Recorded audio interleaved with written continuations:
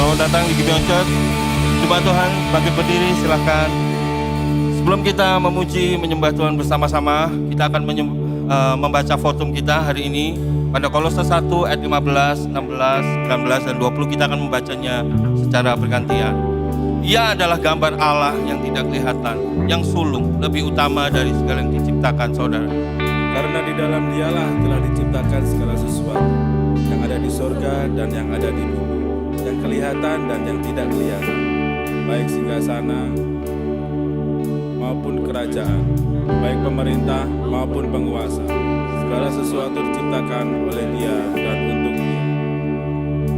Karena seluruh kepenuhan Allah berkenan diam di dalam Dia bersama-sama, dan oleh Dialah Ia memperdamaikan segala sesuatu dengan dirinya, baik yang ada di bumi maupun yang di atas surga.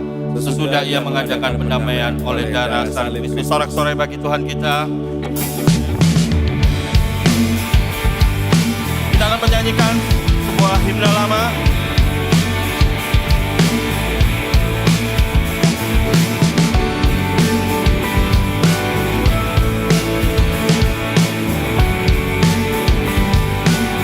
Coba Tuhan.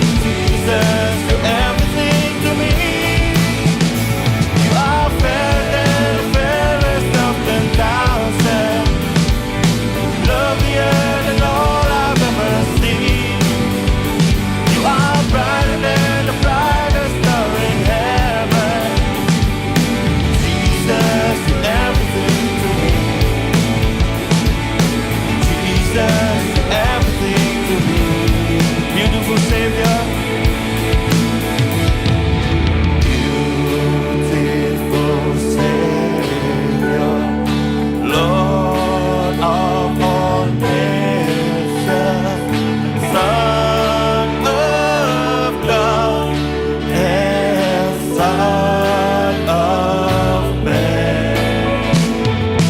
Glory and honor, praise, adoration, now and forever, now and forever, now and forever, now and forever, now and forevermore. Amen.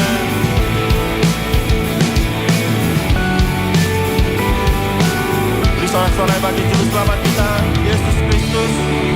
Yes. Haleluya. Sungguh nyata kasih-Mu Tuhan. Thank you Lord.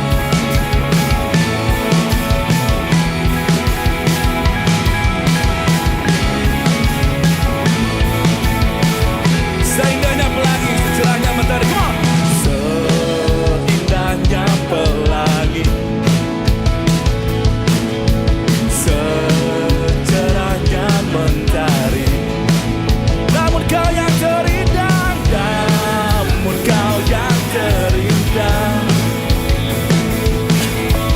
Hanya kau yang termegang.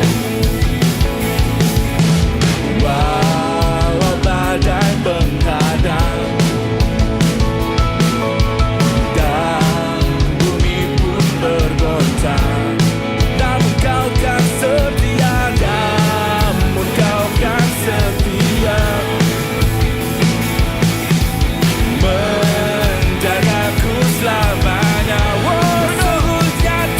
Sungguh nyata kasih-Mu di sepanjang hidupku. Dengan darah-Mu kau tebus dosaku. Sungguh nyata kasih-Mu di sepanjang hidupku. Segenap hatiku hanyalah untuk-Mu.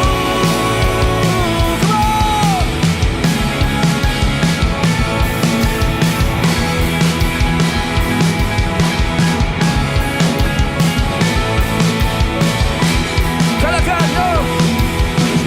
Walau badai menghadang dan bumi pun bergoncang, dan bumi pun bergoncang. Thank you Jesus. Namun kau kan setia, menjagaku selamanya. Sungguh nyata kasih-Mu di sepanjang hidupku. Dengan darah-Mu kau tebus dosaku. Sungguh nyata kasih-Mu di sepanjang hidupku. Dalam hatiku hanyalah untuk-Mu. Sungguh nyata kasih-Mu. Tepuk tangan lebih keras lagi, come on.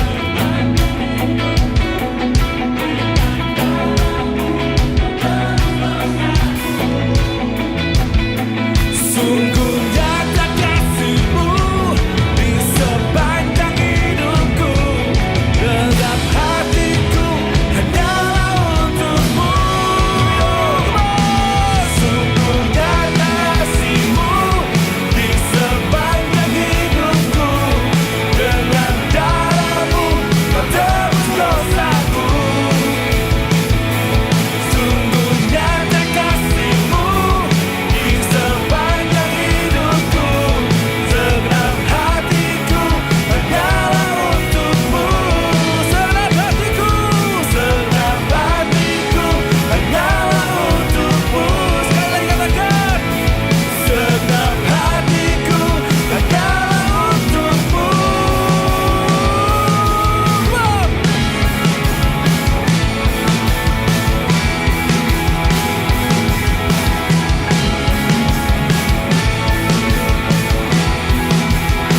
Sorak-sorai bagi Tuhan kita. Amen.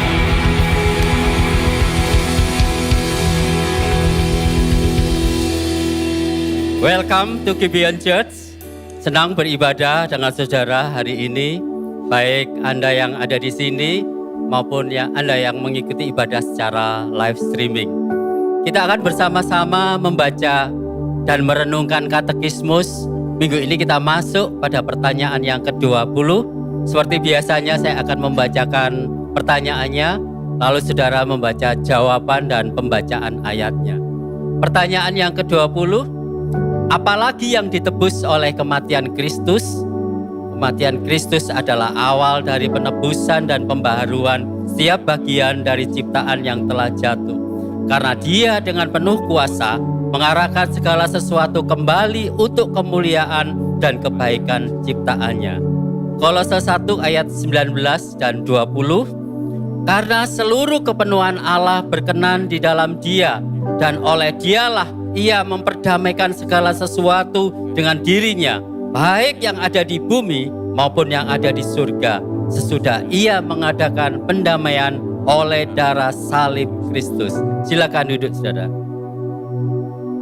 Saudara, beberapa minggu yang lalu kita sudah merenungkan tentang karya penebusan Kristus atas kita.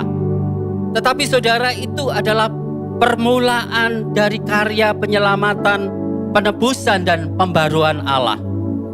Karena karya penebusan Kristus atas orang berdosa selalu dimaksudkan untuk mengarah kepada penyelamatan seluruh dunia yang lebih mendalam, lebih meluas, dan meliputi segala sesuatu, di mana Tuhan akan memulihkan setiap bagian dunia. Saudara, Tuhan berjanji bahwa akan ada langit baru dan bumi baru. Dan janji ini akan digenapi setelah Kristus kembali untuk menghakimi bumi.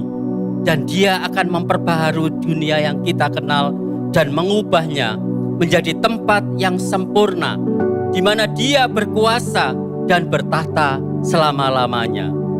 Saudara, suatu hari kita akan hidup di langit baru dan bumi baru selamanya, di mana tidak ada kematian, di mana tidak ada penderitaan, tidak akan ada lagi air mata, tetapi kita akan mengalami shalom yang sejati karena kehadiran Allah bersama-sama kita selama-lamanya. Saudara, karya penebusan untuk ciptaan ini memberikan kepada kita dua hal. Yang pertama, saudara, memberikan kita pengharapan tentang masa yang akan datang. Saudara, di sekeliling kita melihat bukti kejatuhan di dalam hal-hal seperti sistem masyarakat yang tidak adil, kemerosotan moral budaya, penderitaan, bahkan kematian. Tetapi Injil memberikan pesan kepada kita untuk kita tidak berputus asa, tetapi kita terus memiliki pengharapan yang teguh bahwa kelak semua hal itu akan lenyap dan digantikan dengan damai sejahtera, keharmonisan, dan pemulihan bangsa-bangsa. Dan melalui karya penebusannya ini berarti segala sesuatu, termasuk orang-orang yang tadinya melawan Tuhan, pada akhirnya akan bertekuk lutut di hadapan Tuhan. Dan yang kedua, saudara, penebusan karya ciptaannya itu juga memberi kita motivasi di masa sekarang ini. Saudara, dunia yang rusak ini tidak dibuang oleh Allah, tetapi melalui Yesus semua akhirnya akan dipulihkan dan dijadikan baru, di mana ada keharmonisan dan damai sejahtera serta relasi yang benar dengan Allah dan manusia. Sebab itu, saudara, sebagai gereja bukan seperti penonton yang pasif di dunia ini, atau seperti penumpang yang terancam di dunia yang hanya menunggu waktu untuk diselamatkan dari dunia yang sedang tenggelam. Tetapi kita diutus Tuhan untuk melakukan tindakan-tindakan iman yang berdampak bagi dunia saat ini, dengan memberitakan dan mewujudkan kuasa Injil yang menebus dan memperbaharui. Dan sebagai orang percaya yang sudah ditebus, semestinya kita tidak hidup untuk diri sendiri. Sebaliknya, kita juga harus peduli tentang bagaimana keadaan dunia saat ini. Peduli pada orang-orang yang menderita, pada lingkungan, alam, budaya, dan lain sebagainya. Saudara-saudara, hari ini gereja merayakan hari Pentakosta, di mana kuasa Roh Kudus itu sudah melawat kita.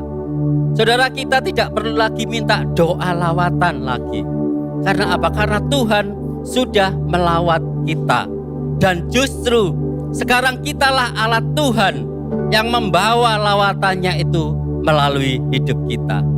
Dan melalui Roh Kudus yang sudah tinggal di dalam kita, maka kita diberikan kuasa untuk menjadi duta-duta kerajaannya dan menjadi garam dan terang di tengah-tengah dunia yang sudah rusak ini. Amin. Mari kita sama-sama bangkit berdiri. Saya memberikan kesempatan untuk kita berdoa dan bertobat.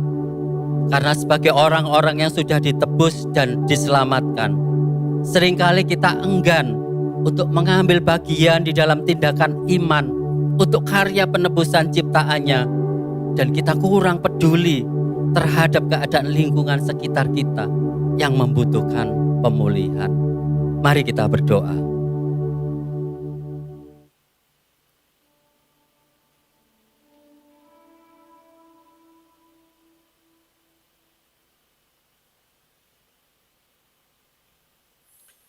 Tuhan, kami percaya bahwa keadaan dunia ini tidak akan seperti sekarang ini selamanya, yaitu rusak.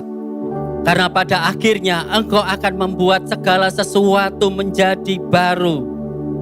Dan kami sedang menantikan kepenuhan janji-Mu itu.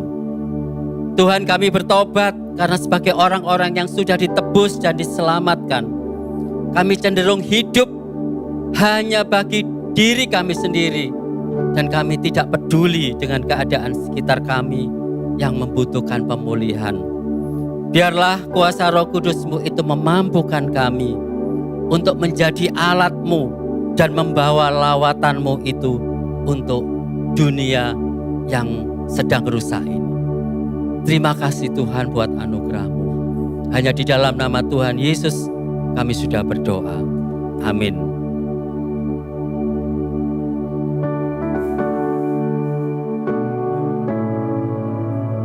Terima kasih Tuhan atas karya-Mu.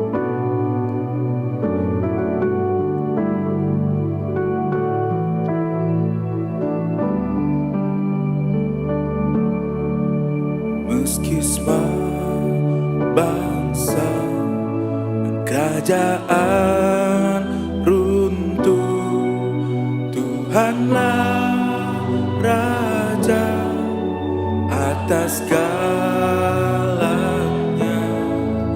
Ku takkan goyang atas kebenaran. Dia Allahku, Bapa yang kekal. Dia yang awal dan yang akhir,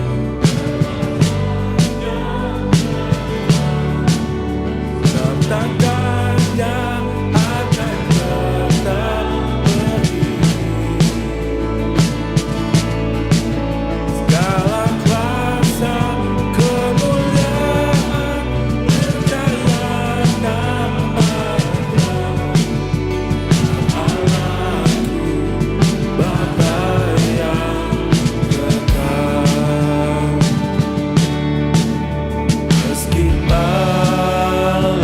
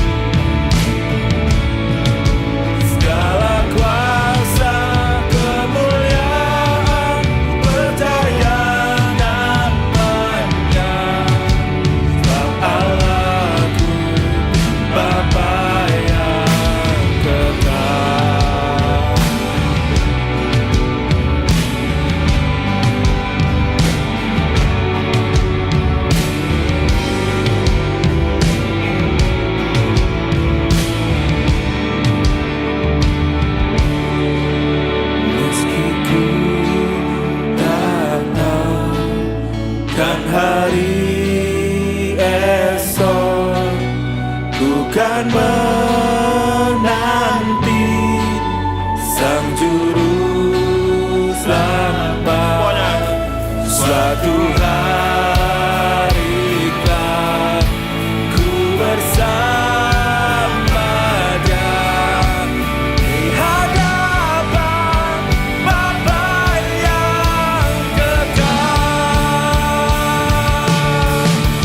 Dia yang awal dan yang akhir, berkuasa setiap zaman. Sebab katanya akan tetap berdiri. Segala kuasa kemuliaan percaya namanya. Sebab Allahku Bapa yang kekal. Sebab Allahku Bapa yang kekal. Sebab Allahku Bapa yang kekal.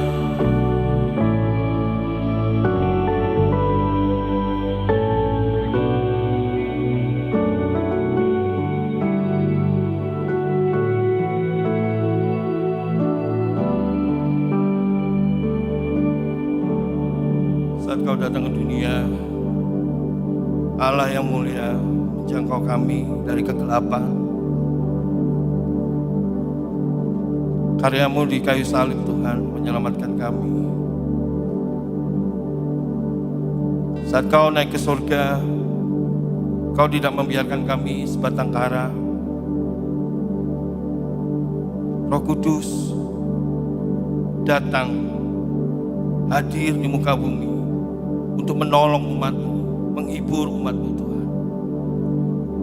Kuasa Roh Kudus juga yang membantu kami untuk meresponi karya keselamatan yang sudah Engkau kerjakan.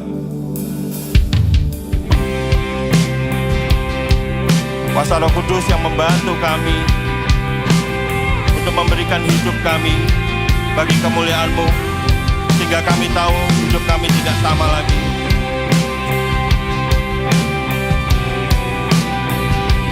Mari naikkan pujian ini, jemaat Tuhan.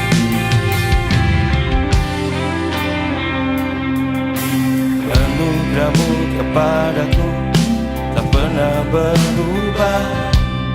Perbuatan-Mu terlukiskan di dalam hatiku. Tercengang-Ku dibuat-Mu, bukaku padamu. Tak ada hal di hidupku yang luput dari-Mu. Kau indah, Kau mulia, tiada seperti-Mu. Ku ingin hidupku menyenangkan-Mu. Kau terawal, Kau terawal dan terakhir, pencipta segalanya. Seluruh bintang pun bersinar oleh ucapan-Mu. Engkau pun mengasihiku, menulis hidupku. Tak henti setiap nafasku, menyembah-Mu selalu.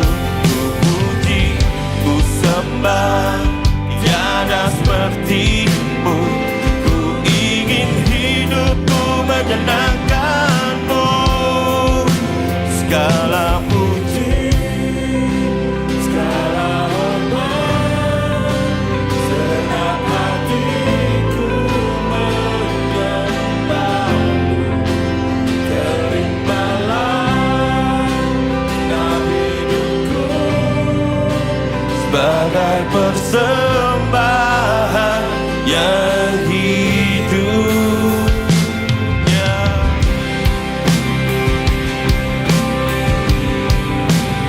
Ini hidup kami Tuhan.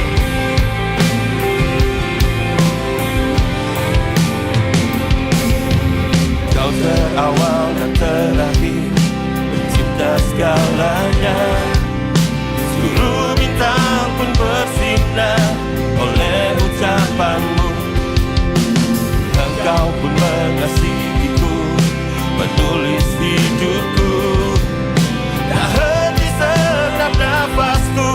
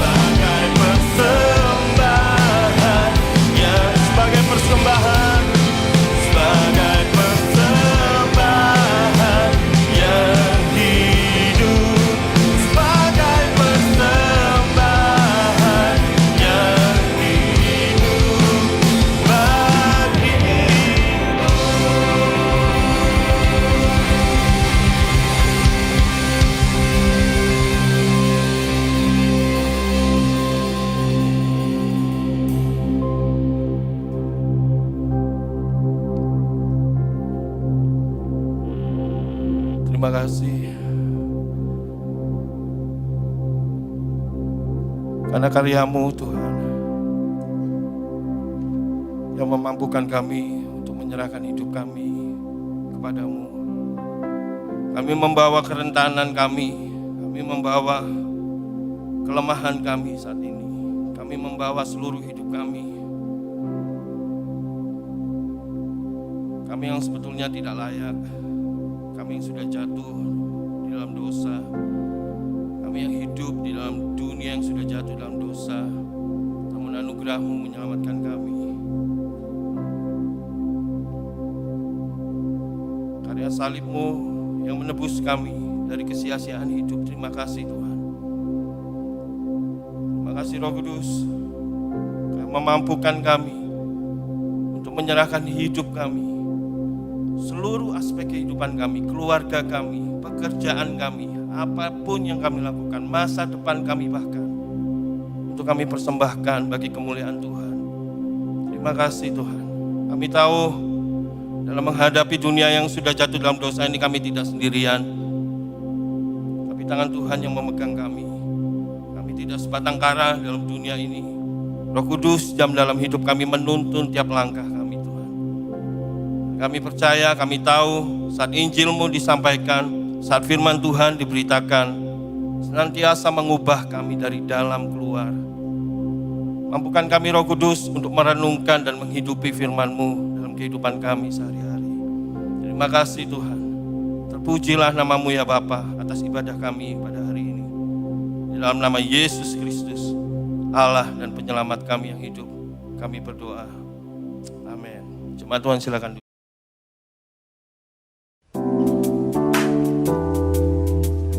Tiba saatnya kita diberi kesempatan untuk memberikan persembahan. Anda dapat memberi dengan cara transfer ke rekening gereja yang kami cantumkan atau dengan scan QR Code melalui aplikasi yang ada di samping saya. Juga bisa melalui mesin edisi yang kami sediakan di area giving booth. Dan bagi Anda yang ingin berkontribusi dalam membangun gereja, Anda bisa langsung scan QR Code atau transfer ke rekening gereja yang tersedia khusus untuk pembangunan. Semua informasi yang dibutuhkan untuk memberi ada di kartu informasi Wish to Give di kursi masing-masing saat Anda datang. Kami juga menyediakan amplop yang dapat Anda pakai untuk memberi secara tunai, lalu dapat Anda masukkan ke dalam kotak persembahan yang tersedia di pintu keluar saat pulang nanti. Kita memberi bukan supaya diberkati, tetapi kita memberi karena kita sudah diberkati. Sebelum memberi, mari kita sama-sama berdoa. Tuhan, kami mengucap syukur buat anugerah-Mu yang terus menopang dan memelihara kami. Sebentar kami akan memberikan sebagian berkat keuangan yang kami terima. Biarlah ini menjadi sarana untuk pekabaran Injil-Mu melalui gereja-Mu yang ada di tempat ini. Kami mau memberi dengan hati yang penuh syukur dan sukacita. Hanya di dalam nama Tuhan Yesus kami sudah berdoa. Amin. Selamat memberi. Hello Church, I'm Sri Grace and this is Gibeon Weekly News.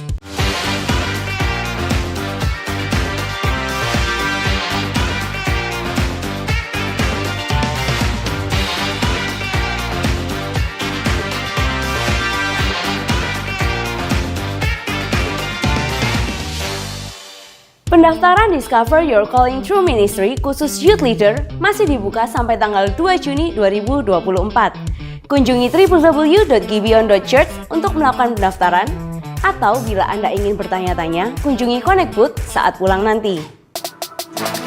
Di balik sorotan keceriaan dan semangat anak-anak muda, terdapat realita yang mengusik hati. Riset terbaru menunjukkan bahwa 1 dari 4 anak muda Kristen sering merasa dirinya tidak berguna. 2 dari 3 anak muda Kristen belum dapat menerima kekurangan yang ada dalam dirinya.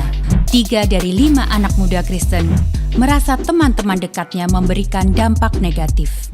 1 dari 3 anak muda Kristen menganggap bahwa semua agama menyembah Tuhan yang sama. 1 dari 4 anak muda Kristen tidak benar-benar merasa bahwa Tuhan menolongnya mengatasi masalah-masalah yang dihadapi. Fakta-fakta tersebut menunjukkan bahwa generasi muda saat ini membutuhkan sosok yang bisa menjadi teman, kakak yang dapat membimbing, menemani dalam perjalanan iman mereka saat menghadapi berbagai macam tantangan. Jika Anda rindu dan terpanggil untuk melayani di Gibeon Youth, let's discover your calling through youth ministry sebagai youth leaders. Anda dapat mendaftar dengan mengakses link berikut. Dan untuk info lebih lanjut, Anda dapat mengunjungi Connect Booth. Have a good day and God bless you. Beberapa orang bilang kalau anak muda zaman sekarang itu kurang bersosialisasi dan sibuk dengan dirinya sendiri. Hah, emang ya? Well, ada beberapa faktor yang membuat kita menjadi anak muda cuma fokus dengan diri kita sendiri, seperti ketergantungan kita akan gadget atau teknologi. Seringnya kita scrolling banyak media sosial atau internet, membuat kita tidak peduli dengan orang lain. Ditambah lagi, waktu scrolling sosial media, kita sering membandingkan diri kita dengan orang lain. Ada yang punya body goals, ada yang tajir melintir, ada yang jenius, macam-macam deh pokoknya. Dan hal-hal itu bikin kita jadi insecure. Akhirnya kita nggak mau bersosialisasi deh. Belum selesai sama stresnya insecure, ditambah lagi stres kena beban belajar. Dan ketemu sama teman-teman yang nyebelin. Dari beberapa faktor yang kita sampaikan tadi, valid banget kan kalau kita bilang fokus dengan diri sendiri itu lebih baik daripada harus bersosialisasi. Wait, apakah itu benar? Nah, kita mau ajak kalian yang berusia 12-23 tahun untuk ikut Gibeon Youth and College Summer Camp dengan tema Synchronized. Dalam summer camp ini, kita akan diajak untuk mensinkronkan antara pikiran, hati, dan tindakan kita kepada Injil. Sehingga kita memiliki sudut pandang yang benar dalam semua aspek kehidupan kita termasuk soal pertemanan. Acara summer camp tahun ini akan diadakan di Blessing Hills pada tanggal 2-4 Juli 2024 dengan kontribusi peserta sebesar Rp400.000. Biaya ini sudah disubsidi oleh gereja sebesar 50%. So, visit our summer camp booth. And don't forget to sign up. Have a good day. Bye-bye. Kami mengucapkan banyak terima kasih untuk Anda yang telah mensupport proyek pembangunan dan renovasi gedung gereja Gibeon yang masih berlangsung hingga saat ini. Dana yang telah terkumpul hingga saat ini adalah seperti yang telah tertulis di layar ini. Kami masih membuka kesempatan bagi Anda yang ingin berdonasi. Anda dapat berdonasi dengan cara scan QR Code pada kartu Ways to Give di kursi Anda, atau melalui nomor rekening Building Fund di layar ini, atau Anda juga dapat memberi melalui mesin edisi di Giving Booth yang ada di lantai basement setelah ibadah ini. Coffee and Friends make the perfect blend. Spesial buat kamu yang duduk di bangku kuliah atau berusia 18 hingga 23 tahun. Setelah ibadah ini, visit our college corner dan kenalan yuk sama Gibeon College and get your free coffee. Sekian Gibeon Weekly News kali ini. Happy Sunday and God bless you.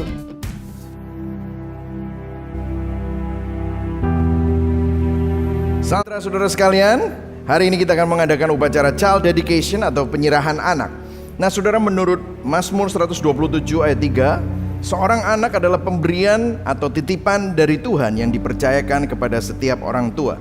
Karena itu, setiap orang tua memiliki tanggung jawab untuk menjaga, memelihara, dan membesarkan anak-anak dalam lingkungan yang berpusat kepada Injil Kristus, serta melatih dan mendidik anak-anak mereka untuk mengikuti, mengasihi, melayani, dan memuliakan Tuhan. Seperti yang disampaikan oleh Kitab Ulangan 6 ayat 5-7 dan juga Efesus 6 ayat 4. Para orang tua, upacara penyerahan anak merupakan upacara yang menandakan komitmen Anda semua untuk bertanggung jawab dalam membesarkan anak-anak Anda dalam takut akan Tuhan, serta dalam lingkungan rumah tangga yang baik, sehingga mereka dapat bertumbuh dan menjadi dewasa rohani atas iman mereka di dalam Yesus Kristus.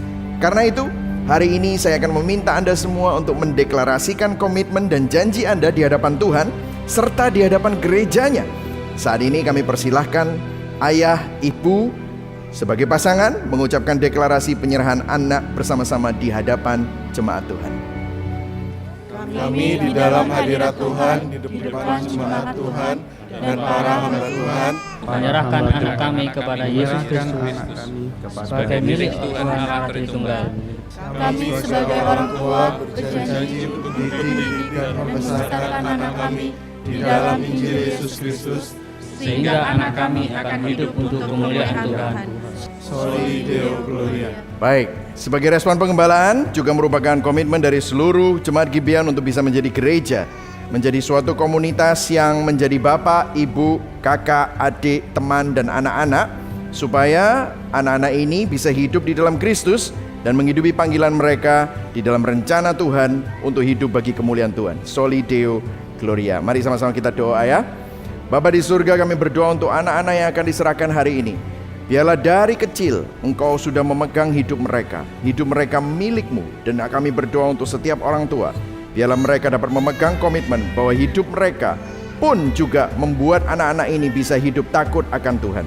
Berkati, bahkan masa depan mereka ada di dalam tangan-Mu. Datanglah kerajaan-Mu, jadilah kehendak-Mu di bumi, di dalam kehidupan anak ini, di dalam keluarga mereka, seperti Engkau rancangkan di surga. Yang percaya sama-sama katakan amin. Oke.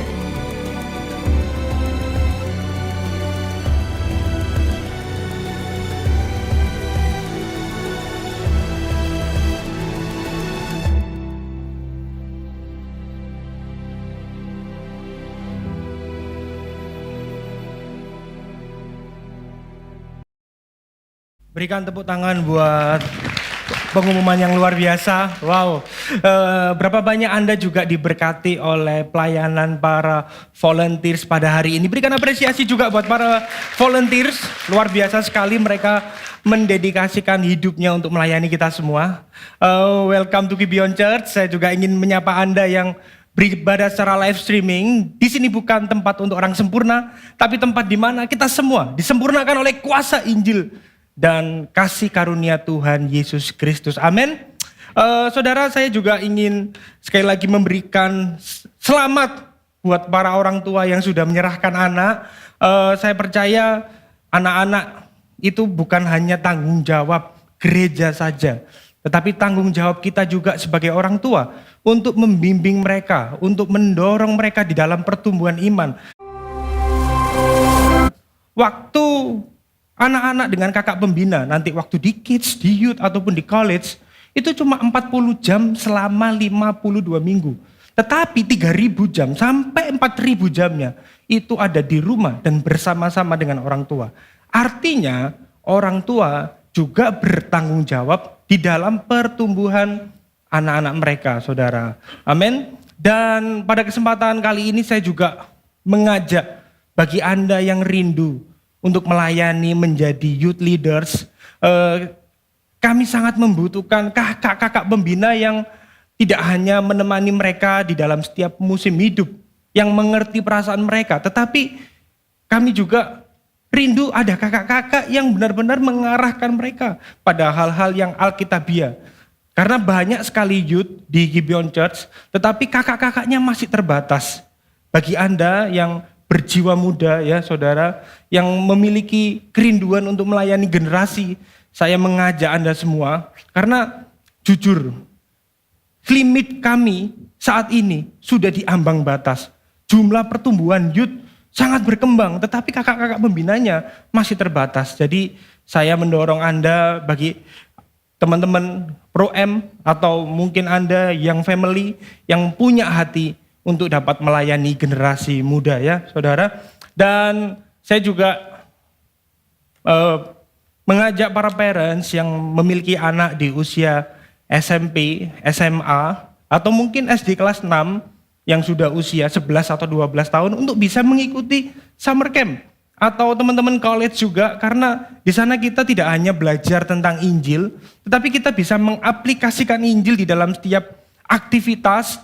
Dan tenang saja, kami bekerja sama dengan vendor yang berpengalaman untuk kegiatan-kegiatan outbound, karena kami sangat concern dengan keselamatan putra-putri dan teman-teman semua. Jadi ini biayanya sudah disubsidi gereja 400.000.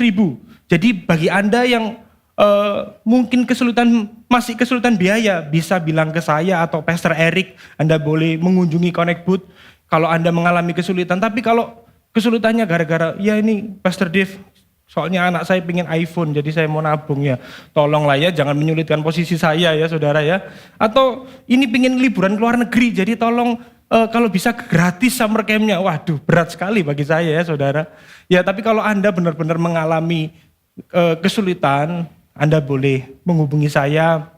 Pokoknya kami pengen bahwa teman-teman semua, putra-putri, Bapak Ibu semua bisa mengikuti kegiatan summer camp ini.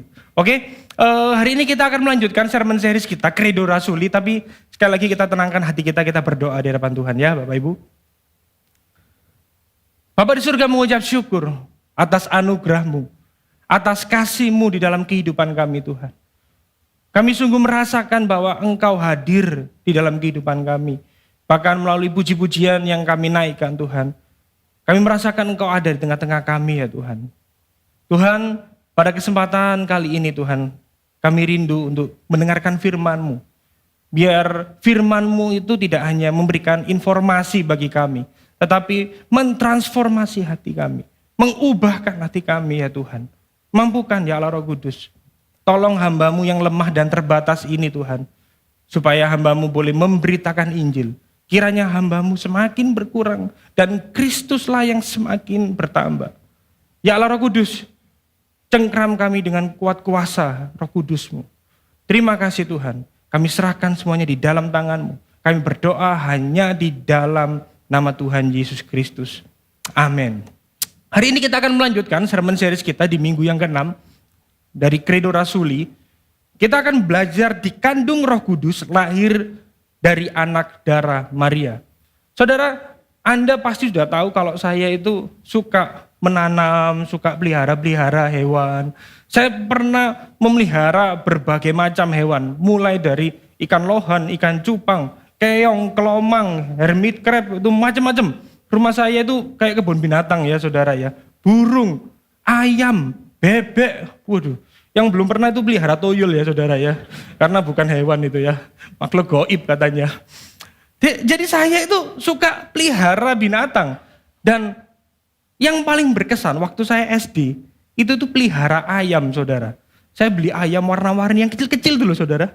Yang biasa dijual di sekolah-sekolah kecil-kecil. Nah ternyata selama berbulan-bulan saya berhasil membesarkan ayam-ayam itu. Sampai jadi ayam dewasa.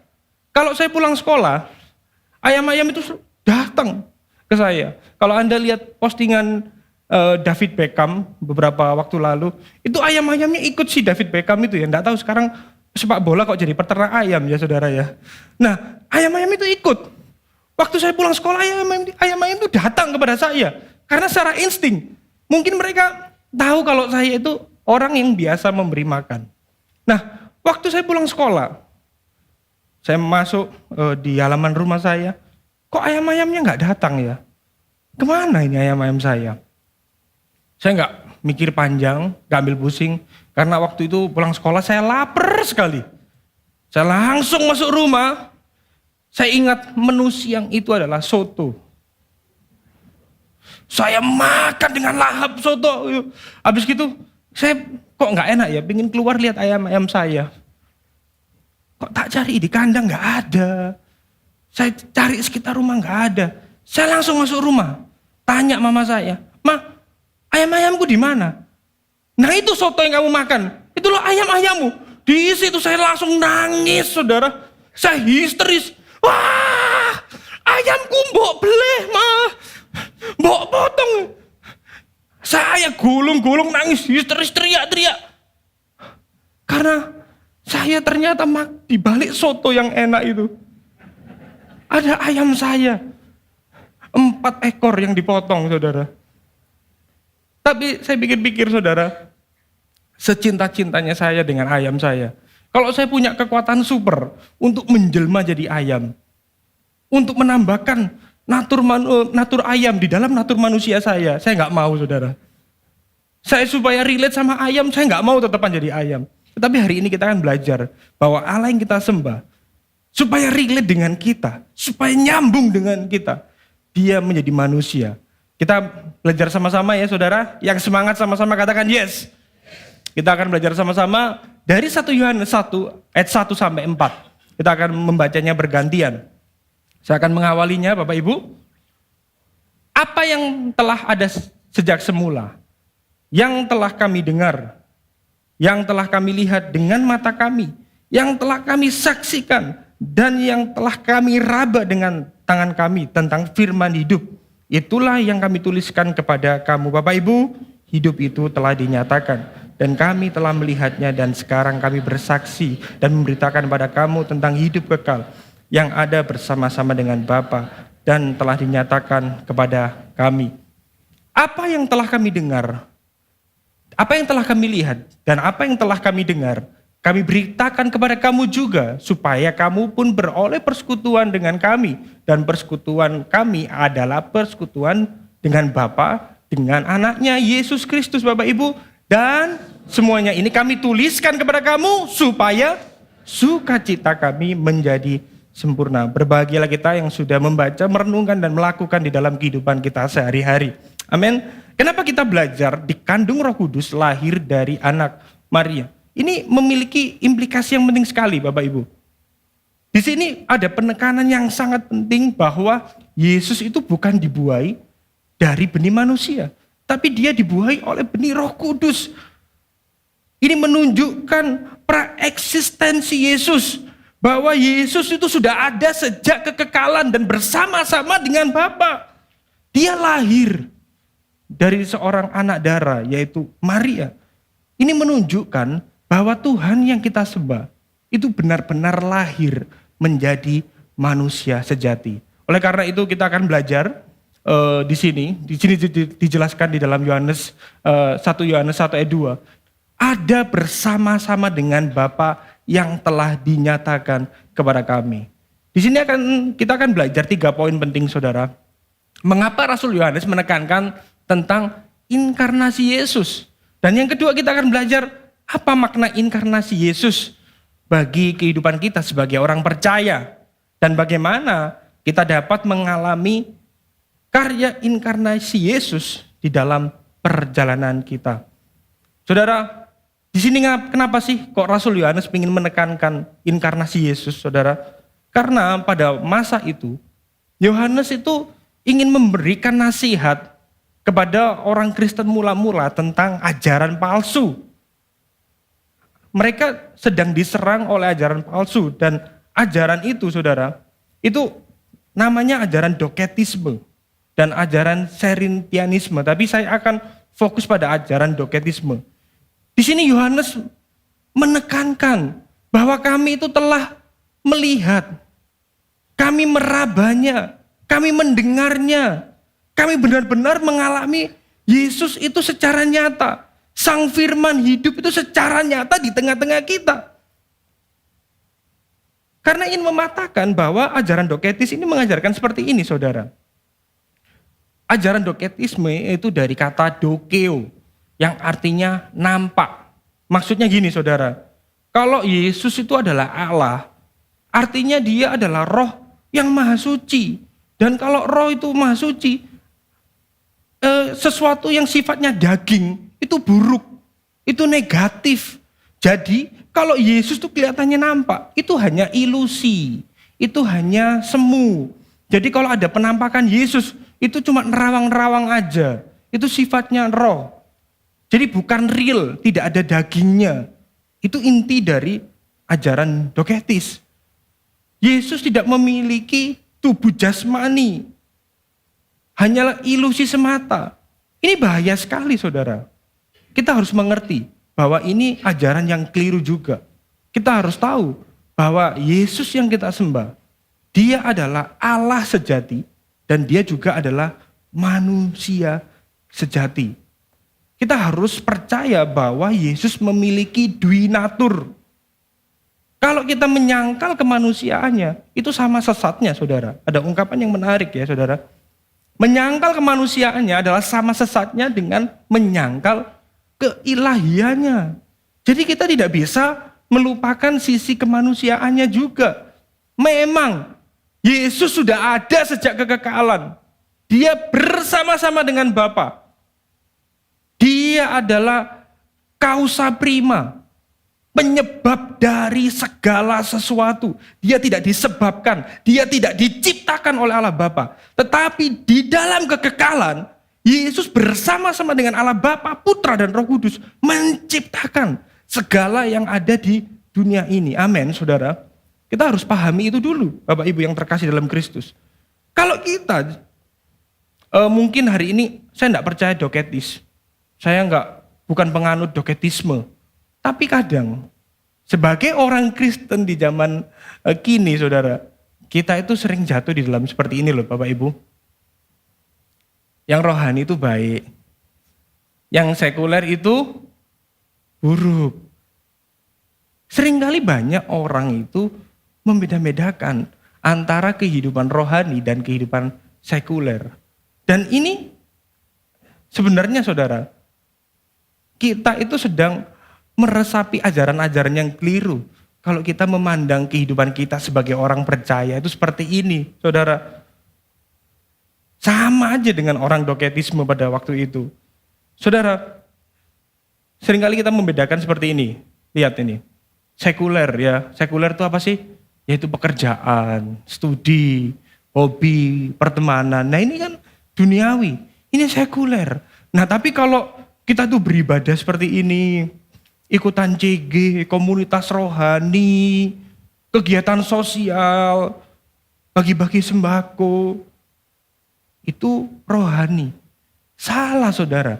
Kita sedang mendikotomikan, kita sedang membenturkan bahwa kekristenan bukan seperti ini. Ketika kita melihat dengan lensa Injil, ini adalah sesuatu yang tidak benar. Makanya Bapak legend yang tidak boleh kita lupakan ini mengatakan seperti ini, saudara. Salah satu hal yang tertanam dalam kebanyakan banyak orang adalah pemisahan antara rohani dan sekuler. Padahal Allah itu menciptakan dunia ini dengan rohnya yang menopang, menyirami, dan menyuburkannya melalui kebutuhan dan memberi makan. Dengan kata lain, Allah juga, apa saudara? Bekerja. Maka dari itu, segala jenis pekerjaan, entah itu tukang kebun, seniman, investor, dokter, atau apapun, Anda sedang melakukan seperti apa yang Allah lakukan, yaitu memperbarui dunia material ini dan merawatnya. Dan ini adalah hal yang rohani. Berarti segala pekerjaan kita, studi kita, profesi kita, apapun yang ada di dalam kehidupan Anda, itu artinya apa, saudara? Rohani. Kita tidak boleh membeda-bedakan. Mungkin kita nggak membeda-bedakan Tuhan manusia atau dia itu Allah. Enggak mungkin kita. Tapi seringkali kita jatuh di dalam sebuah pandangan seperti ini ketika kita menjalani kehidupan kita sehari-hari. Sehingga kalau kita berpikir seperti itu, seringkali ketika Anda di dalam dunia pekerjaan, nipu aja nggak apa-apa lah ya, ngecuan titik nggak apa-apa ya, markup nggak apa-apa lah ya, ngibulin orang nggak apa-apa lah, kan ini sekuler, nggak ada kaitannya dengan kehidupan rohaniku. Nah ini sesuatu yang berbahaya di dalam kehidupan kita sebagai orang Kristen, saudara. Oleh karena itu, sebagai orang-orang yang berinjil, orang-orang yang ngerti Injil, kita harus menaruh Kristus sebagai pusat di dalam semua aspek kehidupan kita. Yang setuju sama-sama katakan amin. Amin, Bapak Ibu. Entah itu keluarga, pertemanan, grup kuliner, grup arisan, komunitas sepeda, di dalam segala aktivitas kita, keluarga, pertemanan, bakti sosial, ibadah, Kristuslah yang harus jadi porosnya. Kristus yang menjadi pusat dari segala yang kita lakukan, saudara. Bukan kita membeda-bedakan yang ada di dalam dunia ini. Tetapi dia harus menjadi pusatnya. Amin. Dan yang kedua, kenapa kok kita belajar tentang inkarnasi Yesus? Karena di poin 1b ini membuktikan bahwa Yesus itu adalah firman yang hidup. Dia adalah Allah sejak kekekalan. Apa yang telah ada sejak semula, yang telah kami dengar, yang telah kami lihat dengan mata kami, yang telah kami raba. Itulah yang kami tuliskan kepada kamu. Bahwa Allah yang kita sembah adalah Allah yang benar-benar hidup. Saudara, ini sebenarnya ayatnya berkaitan dengan satu di Injil Yohanes 20 ayat 27. Kita akan baca sama-sama Bapak Ibu. 1, 2, 3. Kemudian ia berkata kepada Thomas, taruhlah jarimu di sini dan lihatlah tanganku. Ulurkanlah tanganmu, cucukkan ke dalam lambungku. Jangan engkau tidak percaya lagi. Ini berkaitan, makanya di dalam surat Yohanes itu menjelaskan dan mengacu pada ini. Kalau Injil Yohanes itu mengacu kepada keilahian Yesus. Tetapi kalau kita belajar surat Yohanes, ini Yohanes ingin menekankan juga sisi kemanusiaan Yesus. Ini berdasarkan kesaksian Thomas. Ingat pada waktu itu mereka ketakutan di suatu rumah. Tiba-tiba Yesus hadir di tengah-tengah mereka. Yesus ngomong jangan takut. Jangan takut. Bahkan Tuhan Yesus ngomong akan kuberikan damai kepada kamu. Mereka sangat takut karena mereka dihimpit. Mereka dicari oleh para tentara Romawi. Mereka ketakutan. Apalagi tiba-tiba dia masuk. Lah, ini kan sesuatu yang sangat di luar nalar. Pintu terkunci, ada sosok yang bisa masuk. Pikiran mereka itu sama kayak khotbahnya Pastor Mike minggu lalu. Jangan-jangan hantu ini. Jangan-jangan setan ini. Kok bisa masuk tembus tembok gitu. Mungkin pemikiran mereka seperti itu. Tetapi Yesus berkata pada mereka, terutama pada Thomas, taruhlah tanganmu, cucukkanlah ke dalam lambungku. Ini aku Yesus yang tergantung mati di kayu salib itu. Aku benar-benar Yesus yang ada bersama-sama dengan kalian. Di sini saudara menunjukkan bahwa Yesus itu adalah manusia sejati.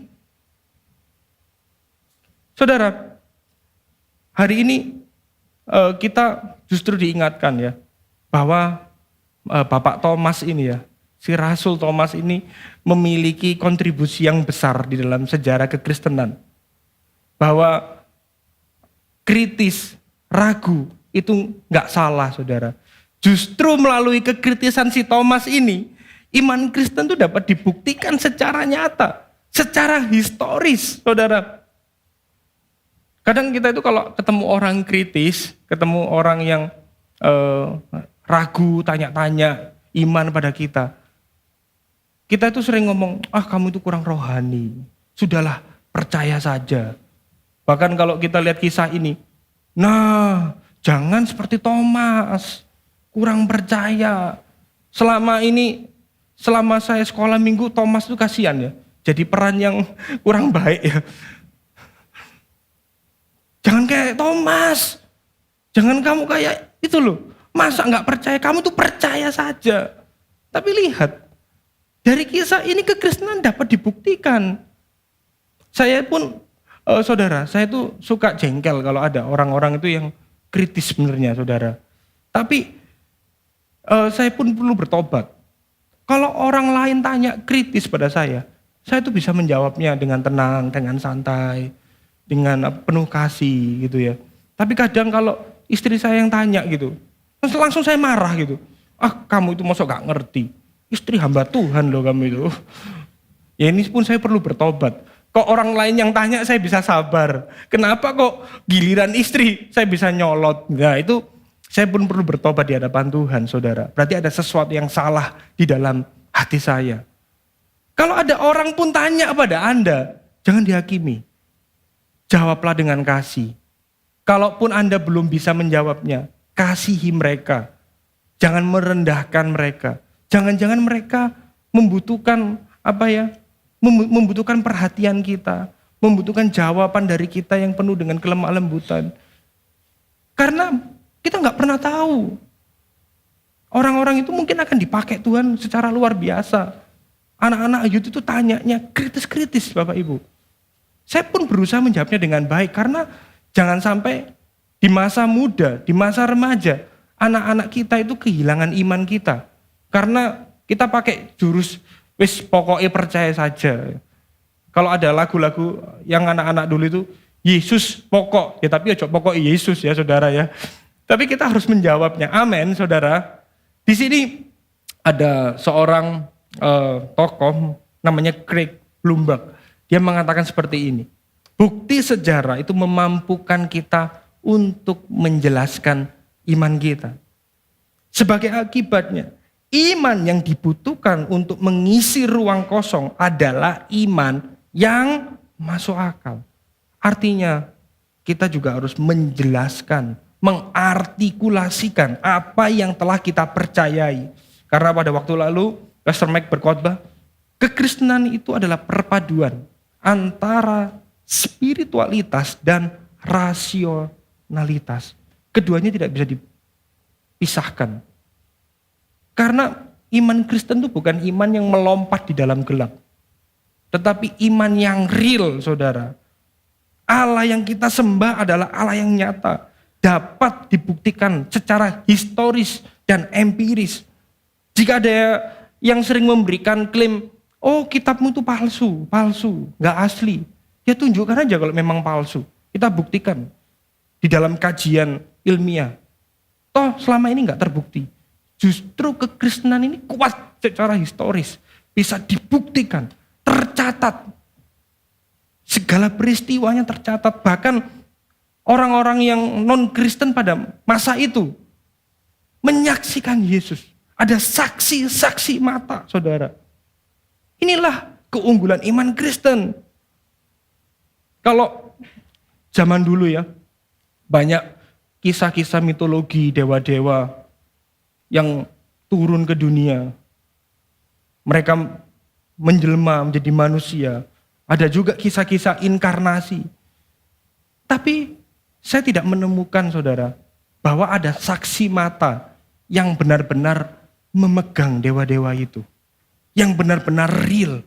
Saya itu kalau nggak bisa tidur, saya itu kadang baca-baca filsafat-filsafat agama-agama di dunia. Ini bukan sombong.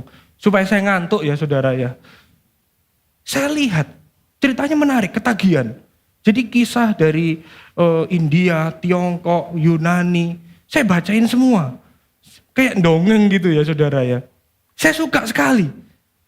Dan beberapa orang menganggap bahwa kisah-kisah itu real. Tetapi saya tidak menemukan saksi mata yang benar-benar menyentuh tokoh-tokoh tersebut. Saya tidak menemukan. Tetapi kekristenan, Rasul Yohanes, para murid benar-benar menyentuh Yesus.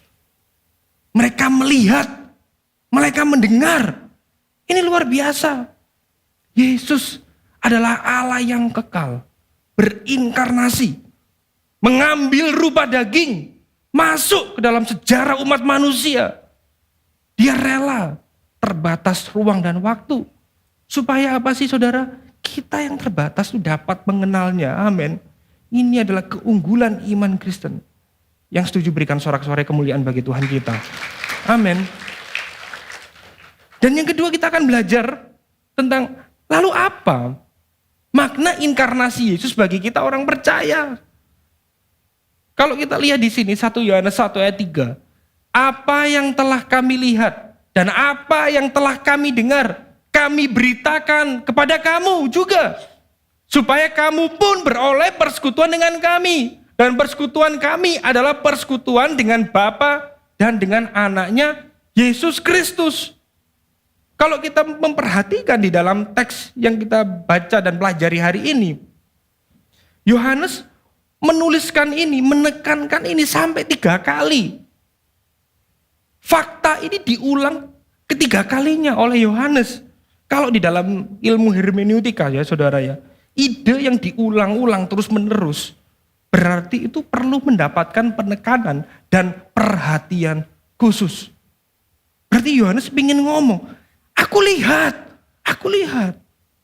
Artinya gini loh Bapak Ibu, Yohanes tuh ingin menunjukkan bahwa dia itu benar-benar mengalami Kristus. Dia benar-benar mengalami perjumpaan dengan Sang Firman hidup itu. Dan Sang Firman hidup itu ada di tengah-tengah mereka. Dan Yohanes ingin menjelaskan bahwa persekutuan kita sebagai orang percaya itu didasari oleh persekutuan dengan Kristus. Makanya saya tuh bingung ya saudara ya. Kalau ada orang Kristen tuh, saya cinta Yesus. Tetapi saya tidak cinta orang-orang Kristen. Saya cinta Yesus, tetapi saya tidak mau ke gereja. Ini agak bertolak belakang ya. Agak lain ini sepertinya ya saudara. Bukan seperti itu. Kalau kamu cinta Yesus, kamu memiliki persekutuan dengan Yesus, maka kamu juga akan rindu memiliki persekutuan dengan orang-orang percaya yang lainnya. Sekalipun orang-orang percaya itu mungkin menjengkelkan. Mungkin orang-orang percaya itu tidak sesuai dengan kita. Tetapi di sini Yohanes ingin menekankan, aku ini bersekutu dan persekutuanku ini seperti persekutuan Allah Bapa dan Allah Putra. Ini persekutuan yang indah, saudara. Dia ingin menjelaskan bahwa Sang Firman itu berinisiatif datang menghampiri dan mengambil rupa sebagai daging. Saudara, Yesus itu datang kepada kita sebagai orang percaya. Inilah kekristenan. Agama itu apa sih? Agama adalah usaha manusia bersekutu dengan Allah dengan berbagai macam ritual, dengan berbagai macam pemikiran filsafat. Tetapi iman Kristen kita lihat di sini mengajarkan Allah mencari orang berdosa. Dengan cara apa? Menjadi daging. Supaya kita itu memiliki persekutuan yang intim dengan Allah. Inilah kekristenan. Bertahun-tahun, ribuan tahun lamanya orang mencari Allah. Mereka tidak menemukan Allah. Tetapi di dalam perjanjian baru, Allah sendiri berinkarnasi. Mengambil rupa sebagai manusia. Inilah keistimewaan iman Kristen. Manusia ingin jadi Allah sehingga manusia jatuh dalam dosa. Tetapi justru Allah rela menjadi manusia supaya manusia diangkat dari kutuk dosa, dibebaskan dari dosa. Luar biasa, saudara. Saya nggak bisa berhenti kagum dengan iman Kristen. Saya benar-benar melihat bahwa kekristenan itu begitu indah. Ini bukan bias karena saya orang Kristen, karena saya pendeta, karena saya belajar Alkitab. Bukan. Tetapi ketika saya belajar, saya melihat perbandingan keyakinan. Wow, kekristenan itu begitu istimewa. Bukan hanya aspek secara keimanan, tetapi secara rasio. Kekristenan itu benar-benar real, saudara. Allah yang kita sembah adalah Allah yang rindu, berelasi, bersekutu secara nyata dengan menjadi daging. Sehingga Allah yang kita sembah adalah Allah yang real dan relate, saudara. Allah yang kita sembah itu Allah yang benar-benar nyata. Tapi dia bukan hanya nyata saja, tetapi dia juga nyambung dengan pergumulan yang kita alami. Kenapa sih Yesus kok perlu jadi manusia? Supaya kita tuh tidak pernah merasa sendirian. Kita nggak pernah merasa menderita sebagai orang percaya sendirian di dunia ini, saudara. Bertahun-tahun, saudara, saya tuh nggak nyambung, nggak ngerti perasaan orang-orang yang membesarkan dan merawat anak, saudara. Saya nggak ngerti, saudara. Kalau ada orang yang kesulitan membesarkan anak, mereka bergumul, anaknya nggak mau makan. Anakku sakit, anakku hiperaktif, anakku nakal. Saya nggak pernah nyambung, saudara. Nggak ngerti, saudara. Saya mungkin bisa mendengarkan dan turut bersimpati. Tetapi saya tidak turut merasakan apa yang orang tersebut rasakan. Tetapi ketika saya punya anak, saya punya 2 anak, umur 3 tahun dan 1 tahun. Saya tahu betapa sulitnya membesarkan anak-anak. Betapa repotnya. Kelihatannya masih kecil, justru waktu masih kecil ini, waduh, effortnya banyak banget. Mau berangkat ke gereja, mau berangkat kemana, itu Kita harus bangun early, nyiapin semua popoknya, harus mandiin, harus make sure mereka makan. Begitu repotnya. Belum lagi kalau kita pergi, anak kita bikin ulah. Waduh. Sangat amat repot dan susah. Dan ketika ada orang yang mungkin saat ini cerita sama saya tidak hanya turut bersimpati, tapi saya ikut merasakan kesulitan-kesulitan orang-orang tersebut yang membesarkan anak, saudara. Saya ngerti banget. Gak mudah untuk membesarkan anak-anak. Di sini saya ngerti. Dan di sini saya paham. Kenapa sih kok Tuhan itu mengambil rupa daging? Dia adalah Allah yang rindu bersolidaritas kepada kita. Dia merengkuh kerapuan. Dia mengambil rupa daging. Supaya ketika kita menderita, kita tidak menderita sendirian. Kita tidak menderita begitu saja. Tetapi Allah yang kita sembah adalah Allah yang mengerti setiap pergumulan kita. Setiap luka yang kita alami.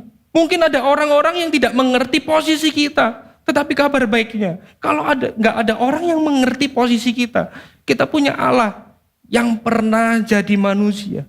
Dia mengalami semua hal yang kita alami hari ini.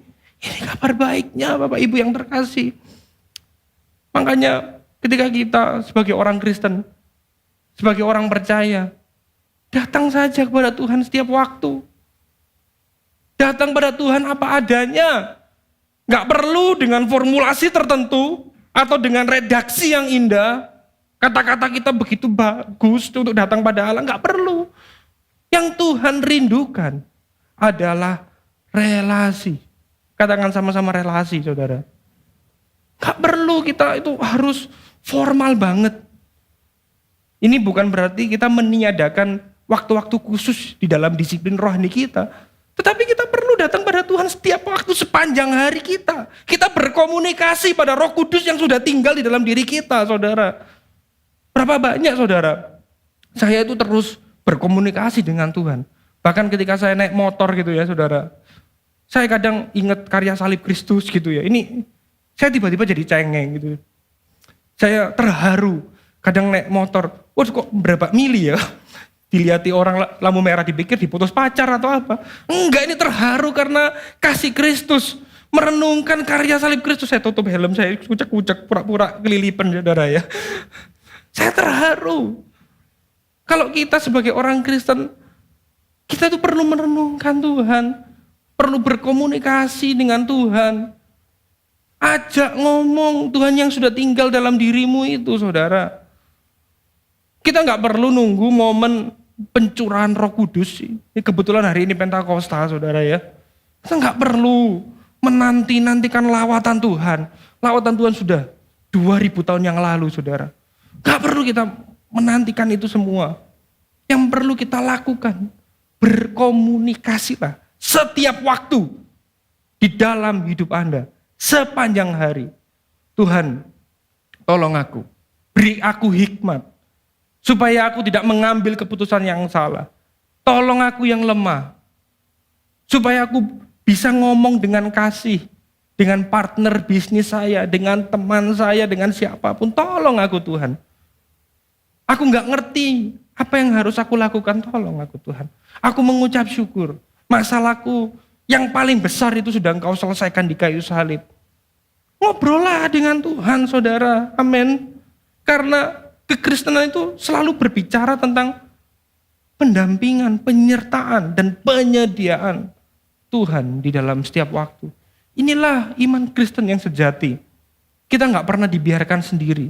Kita bukan hanya diberikan perintah saja, tetapi ketika Tuhan memerintahkan sesuatu kepada kita, Dia menyediakan sebuah kekuatan. Dia memprovide, Dia mendampingi kita. Kita tidak pernah berproses sendiri, tetapi kita didampingi saat berproses. Kita tidak pernah berjuang sendiri. Karena Roh Kudus pribadi yang menemani kita di dalam setiap perjuangan yang kita alami. Kita gak pernah menderita sendiri. Kalau ada orang yang gak mengerti, ada Roh Kudus yang mengerti apa yang kita alami. Dan bukan hanya mengerti, tetapi Allah Roh Kudus itu juga menanggung setiap penderitaan yang kita alami. Amin, saudara. Oleh karena itu, di dalam Yohanes 14 ayat 26 diingatkan seperti ini. Kita baca sama-sama Bapak Ibu. 1, 2, 3. Tetapi penghibur, yaitu siapa?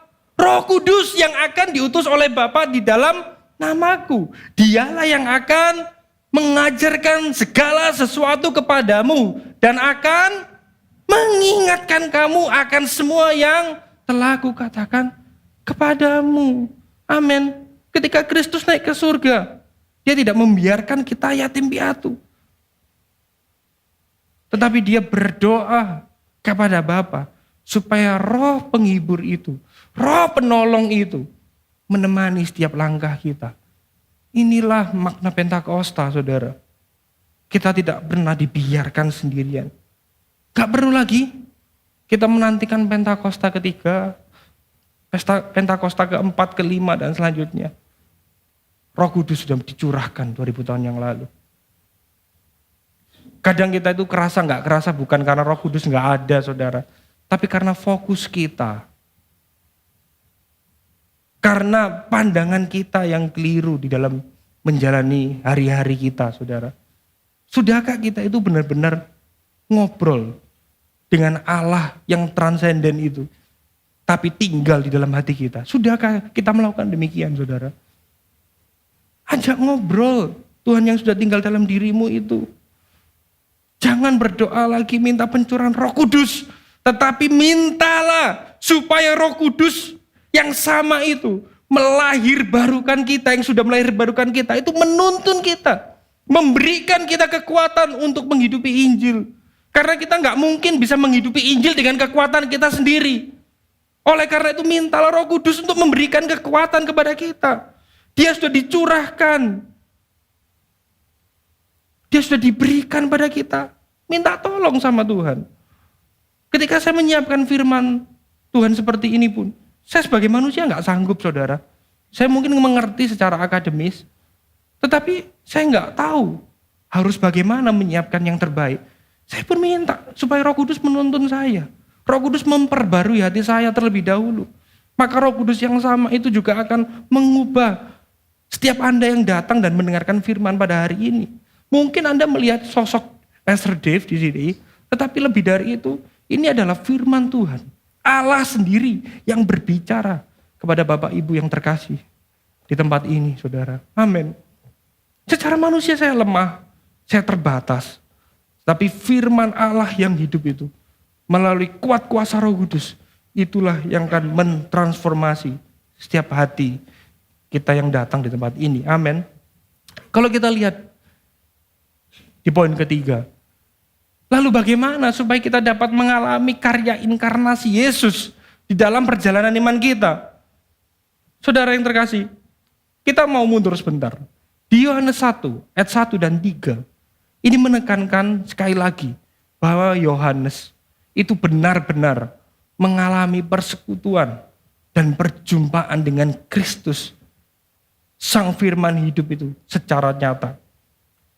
Tetapi kita lihat di 1 Yohanes 1 ayat 2 dan 4.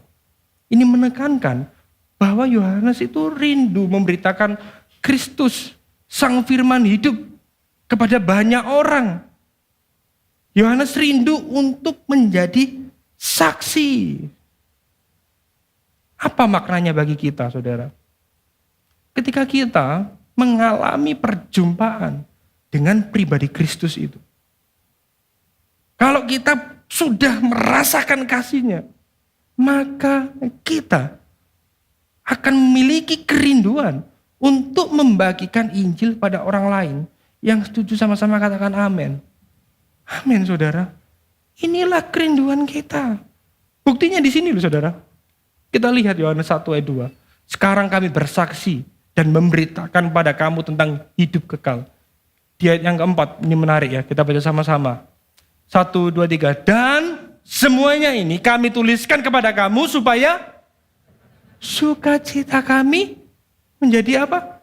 Sempurna. Ini loh saudara, kalau orang-orang sudah benar-benar mengalami Kristus, dia merasakan kasih Kristus, merasakan perjumpaan pribadi dengan Kristus. Yang menjadi sukacita mereka apa? Yang harusnya menjadi sukacita kita apa? Kalau ada jiwa-jiwa bertobat. Kalau ada orang-orang yang mendengarkan Injil dan percaya pada Yesus, itulah yang menjadi sukacita kita. Amin. Gak ada yang mampu menahan sukacita itu. Kita lihat perempuan yang menimba air waktu ketemu Yesus. Dia hidupnya sangat murung, dia penuh dengan ketakutan. Tetapi waktu ketemu Yesus, dia kembali ke desanya. Dia cerita. Gak mampu dia untuk menahan sukacita itu. Saudara, kalau kita makan makanan yang enak, pasti kita tuh pengen cerita kepada orang lain, saudara. Enak sekali makanan di sana. Ayo, kapan-kapan kita makan di sana. Beneran, ini paling ciamik. Enak. Kalau kita bisa menceritakan soal makan, kenapa kok kita kesulitan sekali menceritakan kabar baik Injil? Menceritakan kabar sukacita yang begitu besar, saudara. Kalau kita mengalami kasih Kristus, kita akan rindu menceritakan Kristus pada orang-orang di dalam kehidupan kita. Sehingga sukacita terbesar kita itu bukan karena tender kita goals. Kanker kita sembuh, miskin jadi kaya, buta melihat, lumpuh mendengar. Salah ya saudara ya. Bukan seperti itu saudara. Sukacita kita itu ketika ada orang percaya. Sukacita itu ketika orang yang mendengarkan Injil itu dapat benar-benar mengerti siapa juru selamat yang sebenarnya itu. Itu yang menjadi sukacita kami. Masalahnya, hari ini apa yang menjadi kerinduan kita? Yang menjadi sukacita kita? Saya tidak bermaksud untuk mengintimidasi Anda atau menghakimi. Tetapi kita perlu cek hati kita di hadapan Tuhan. Apa yang menjadi sukacita kita hari ini? Apakah yang menjadi sukacita kita ketika Kristus diberitakan? Atau hanya seputar masalah-masalah atau pergumulan kita yang mengalami terobosan? Kalau kita mungkin bosan dengan berita Injil, kita jenuh dengan salib Kristus, mungkin selama ini kita menjadi orang-orang Kristen yang konsumerisme. Kita hanya menikmati, dengar, datang di Gibeon. Kalau aku gak ngerti nanti bisa yang terakhir, karena Injilnya yang penting. Kita jadi orang Kristen yang konsumer. Yes, amin. Tapi pertanyaannya, apakah kita sudah menjadi saksi-saksi Kristus? Apakah kita sudah pergi menceritakan kepada orang-orang terdekat kita? Saya pun hari ini pun bergumul, saudara. Ketika saya menemui tukang buah yang jual semangka, saya pun pengen untuk menceritakan Injil. Saya tanya apa pergumulannya. Kemarin lalu saya ngobrol dengan orang-orang yang jual buah gitu. Gimana Pak? Ya ini SPP saya, anak saya ini nunggak 2 bulan, anak saya habis sakit. Waduh. Di situ saya ingin menjalin persahabatan dengan orang itu. Dan saya terus mendoakan supaya saya ini nggak hanya menjadi pemberita Injil di depan mimbar, tetapi saya boleh menjadi suratan Kristus yang terbuka dimanapun saya berada. Sama sopir Grab, sama siapapun, tukang tambal ban, pegawai, itu kesempatan bagi kita, saudara. Amin. Memang tidak setiap kita dapat menjadi pengkhotbah, tetapi kita semua dapat mengajarkan Injil setiap ada kesempatan. Yang setuju sama-sama katakan amin. Mulai hari ini saudara, kalau Anda memang gak bisa berkhotbah, gak apa-apa, memang gak semua orang terpanggil untuk berkhotbah. Tetapi kita bisa menceritakan Kristus. Menceritakan Injil. Apa sih Injil itu? Secara sederhana Injil itu apa sih? Kita manusia berdosa. Kita nggak mampu melakukan hal-hal yang baik untuk mendapatkan keselamatan. Tetapi Allah beranugerah. Memberikan keselamatan kepada kita manusia berdosa. Tanpa syarat. Gratis. Minimal kita bisa menyampaikan itu. Kalaupun kita belum bisa menyampaikan itu, jalinlah persahabatan. Saya berdoa kita sebagai jemaat Gibeon, nggak hanya orang-orang yang menikmati saja, tapi kita boleh menjadi saksi Kristus. Kita membawa Kristus kepada dunia yang gelap. Hari ini semangat Pentakosta itu bukan hanya untuk terobosan. Kita nangis-nangis. Kita bahasa roh. Bukan seperti itu. Apakah itu salah? Enggak salah. Tetapi lebih dari itu, kita bisa menceritakan Injil. Mulai sekarang saudara, perhatikan kalimat ini. Jangan hanya berdoa supaya Tuhan membuka jalan untuk masalah dan pergumulan yang kita alami. Tetapi berdoalah supaya Tuhan membuka jalan agar kita memiliki kesempatan untuk menjadi saksi Kristus. Amin. Jangan berdoa untuk pergumulan kita saja. Berdoalah, Tuhan, tolong Tuhan, beri aku keberanian. Beri aku hikmat. Aku sudah menikmati anugerah-Mu yang begitu besar. Jadikan aku sarana anugerah juga Tuhan. Buat ART-ku di rumah, buat tetanggaku, buat orang-orang yang kutemui, pegawai. Berdoalah pada Tuhan, supaya kita dapat momentum itu. Supaya kita boleh memberitakan Injil dengan bijak. Mintalah itu saudara, mintalah itu saudara. Di sini menarik sekali ya. Rasul Yohanes pun menulis di sini. Kita baca sama-sama. Kisah Para Rasul 1 ayat 8. 1, 2, 3. Tetapi kamu akan menerima kuasa kalau apa? Roh Kudus turun ke atas kamu. Dan kamu akan menjadi saksi-saksiku di Yerusalem dan seluruh Yudea dan Samaria sampai ke ujung bumi. Kita perlu menjadi saksi Kristus. Dan Tuhan bukan hanya memerintahkan begitu saja. Sekali lagi, Dia memberikan Roh Kudusnya bagi kita. Dia memberikan kuasa bagi kita. Kuasa itu bukan hanya memampukan Anda memiliki karunia bahasa roh, bahasa malaikat, kejang-kejang. Bukan seperti itu aja saudara. Tetapi kuasa untuk Anda boleh berani. Anda boleh berhikmat. Anda boleh sabar. Anda boleh memberitakan dengan bijak. Itulah kuasa saudara. Amin. Berikan sorak-sorai tepuk tangan buat Tuhan kita. Amin. Roh Kudus itu yang melahirbarukan kita. Itu juga memberikan keberanian dan hikmat untuk menjadi saksi Kristus. Itulah makna dari Pentakosta. Bahwa Dia tidak pernah membiarkan kita seorang diri saja. Tidak hanya perintah, tetapi diberikan kekuatan. Tidak hanya disuruh berproses, tetapi didampingi saat berproses. Itulah kekristenan Bapak Ibu yang terkasih. Kalau kita lihat sebagai gospel connection kita pada hari ini, 1 Yohanes 1 ayat 2. Hidup itu telah dinyatakan dan kami telah melihatnya dan sekarang kami bersaksi dan memberitakan kepada kamu tentang hidup kekal yang ada bersama-sama dengan Bapa. Siapa yang ada bersama-sama dengan Bapa waktu itu?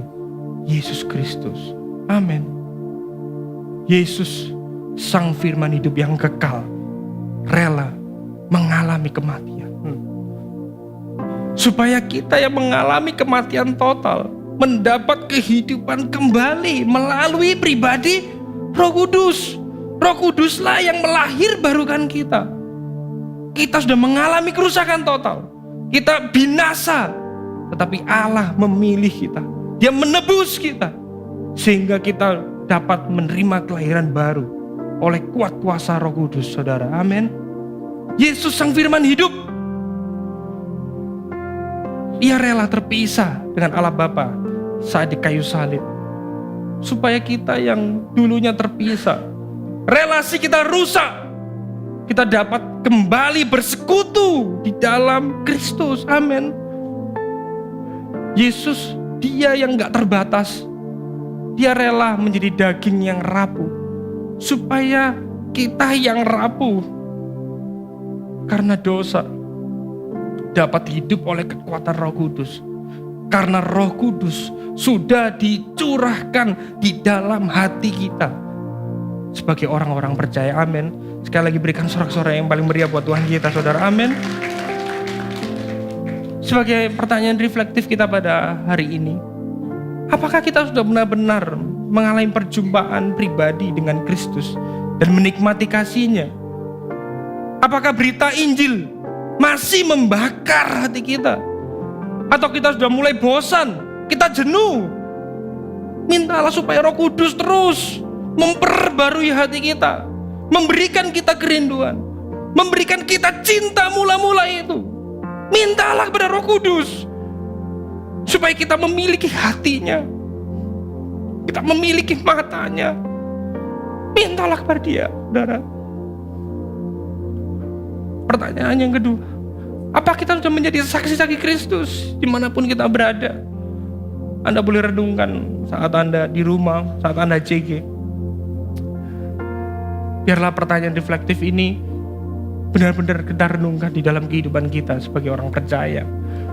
Sebagai gospel response kita, bertobatlah jika kita sering membedakan kehidupan yang sekuler dan rohani dalam kehidupan kita sehari-hari.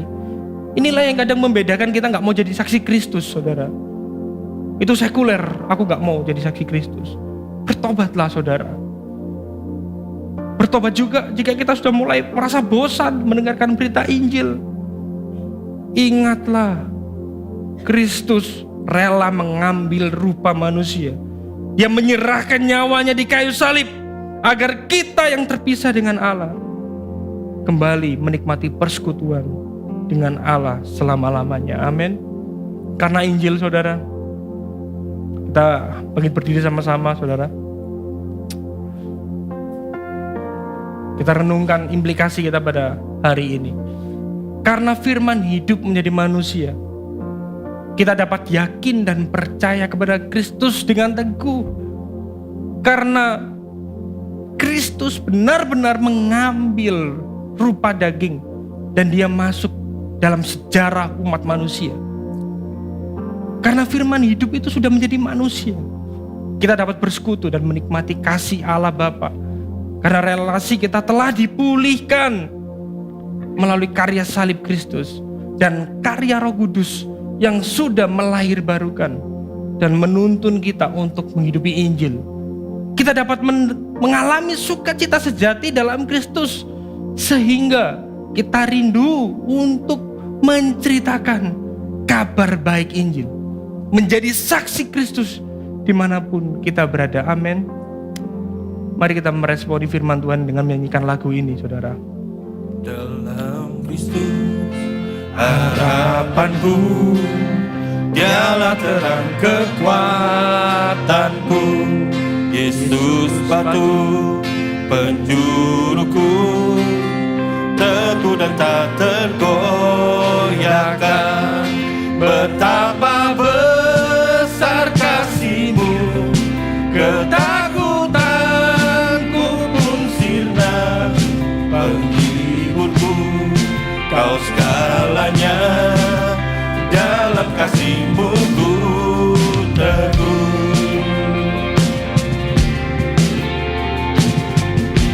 Yes, Jesus.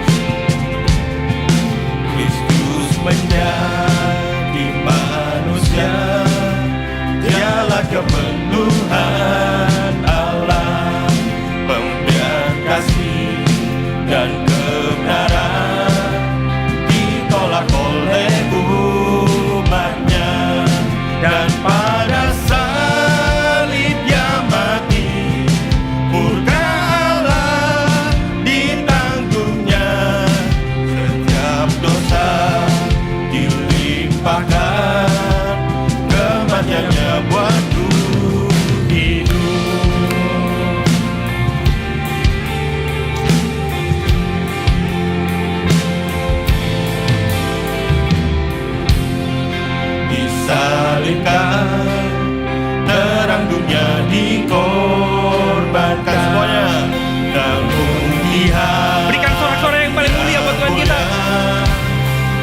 surganya dari maut.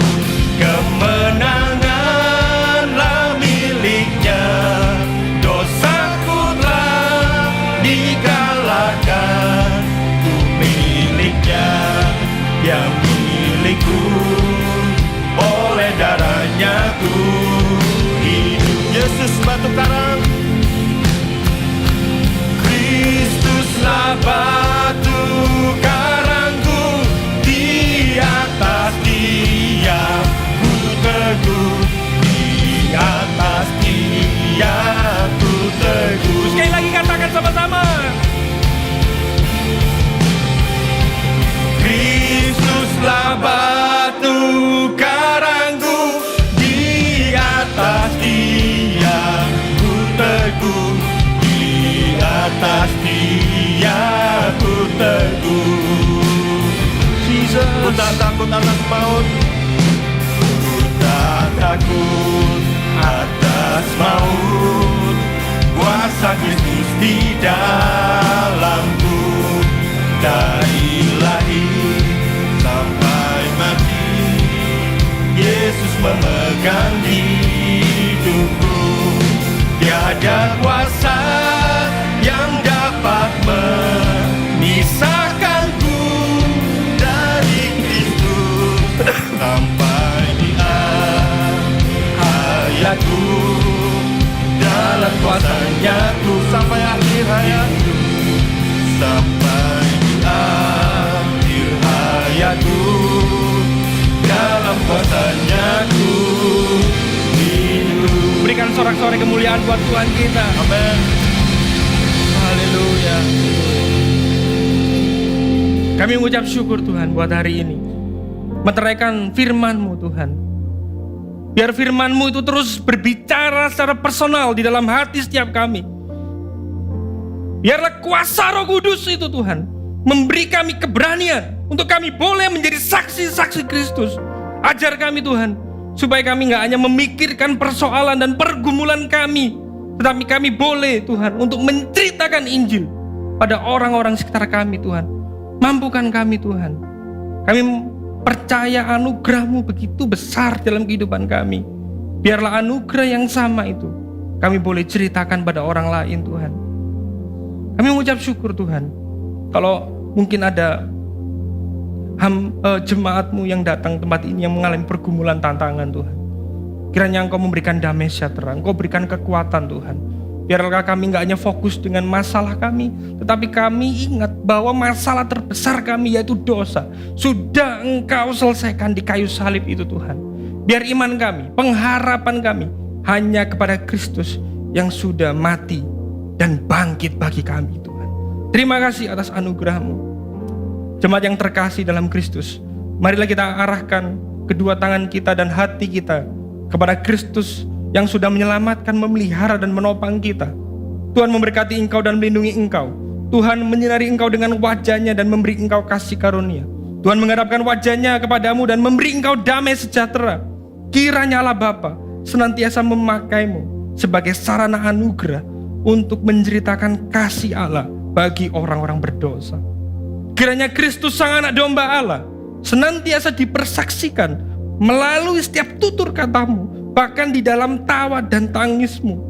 Kiranya Allah Roh Kudus menuntunmu untuk menghidupi Injil dan menjadi saksi Kristus dimanapun kau berada.